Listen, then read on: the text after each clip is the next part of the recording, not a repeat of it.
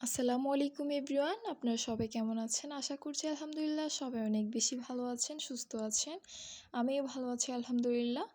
আজকে আমি আপনাদের সাথে যে রেসিপি শেয়ার করব, একদম সহজভাবে এই রেসিপিটা কোনো ঝামেলা ছাড়াই খুবই অল্প সময়ের মধ্যে হয়ে যায়। আর এই রেসিপিটা হচ্ছে ডিম পাউরুটির রেসিপি।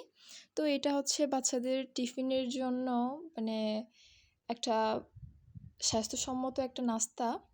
তাছাড়া হচ্ছে আপনারা সকাল কিংবা বিকালের নাস্তা হিসাবেও এটা খেতে পারেন।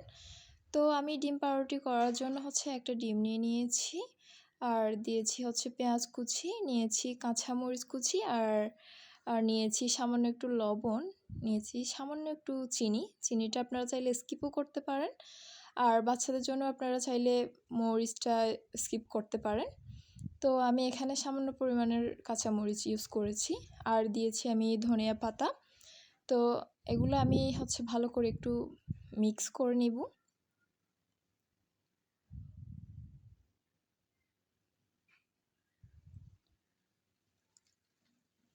এটা একদমই ঝামেলা ছাড়া আর স্বাস্থ্যসম্মত একটা নাস্তা।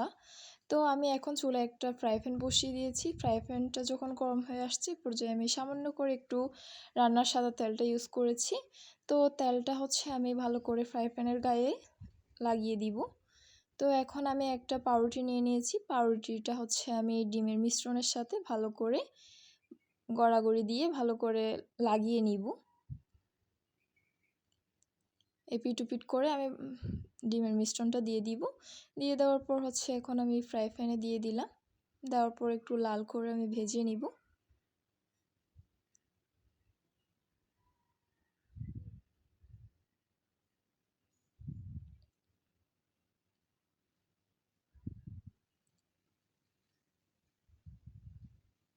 যখন কোনো নাস্তা করতে নাস্তা বানানোর ইচ্ছে করে না, তখন আপনারা এই সহজ পদ্ধতিটা ইউজ করে হচ্ছে এই ডিম পাউরুটিটা বানাতে পারেন।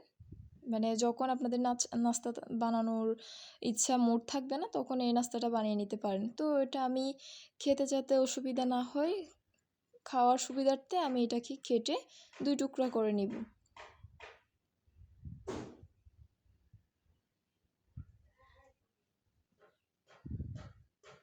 তো এইভাবে করে আমি 3 পিস পাউরুটি হচ্ছে এভাবে আমি ভেজে নিব। ঠিক সেম প্রসেসে আমি 3টা পাউরুটি হচ্ছে এভাবে ভেজে নিব। এখন আমি আরেকটা পাউরুটি নিয়ে আবারও ডিমের মিশ্রণটাতে ডুবিয়ে হচ্ছে আবারও ভেজে নিব।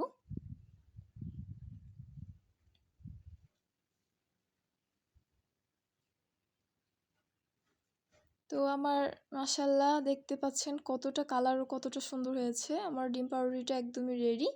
তো আপনারাও বাসায় বানিয়ে নিতে পারেন, আর হচ্ছে বাচ্চাদের টিফিনেও দিতে পারেন। খুবই অল্প সময়ে আর অল্প উপকরণ দিয়ে, বাসায় থাকা উপকরণ দিয়ে হচ্ছে বানিয়ে নিলাম। তো যদি ভিডিওটি ভালো লেগে থাকে অবশ্যই একটা লাইক দিবেন, ভিডিওটি শেয়ার করবেন, আমার ফেসবুক পেজটি ফলো করবেন, আমার ইউটিউব চ্যানেলটি সাবস্ক্রাইব করবেন। আল্লাহ হাফিজ।